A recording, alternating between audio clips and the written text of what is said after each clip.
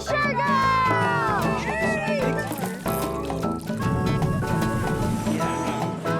Gotta have pink. Now, does this look like it's broken? What's wrong with this picture? No, it's not a game, okay? But you can see that that bobber is sliding up and down the line.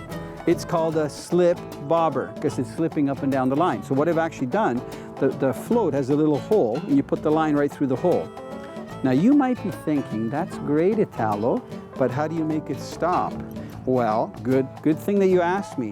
What you do is you tie something called a bobber stop in the line. So this is a piece of braided line, and I've wrapped some loops around the line and pulled it tight.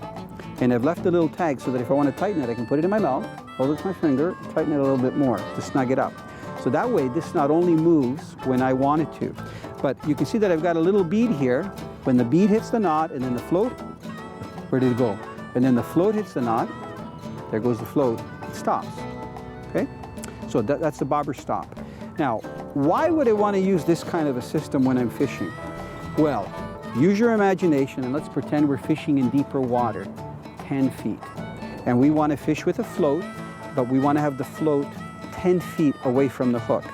This rod is the ultralight rod. It's the Foxy. It's only 5.5 feet long.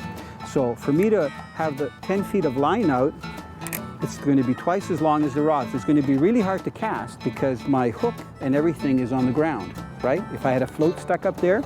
So by using a slip bobber, what I can do is put this bobber stop anywhere I want up the line, even 10 feet.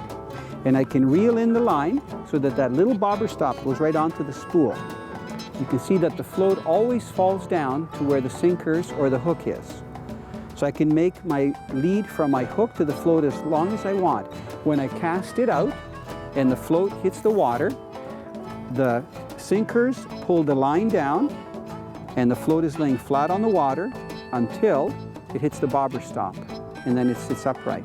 Okay, so the slip bobber allows you to use a very long lead, even 100 feet deep, because the little bobber stop can be reeled right onto the reel. And the line will sink until it hits to where the bobber stop is. Pretty neat system, eh?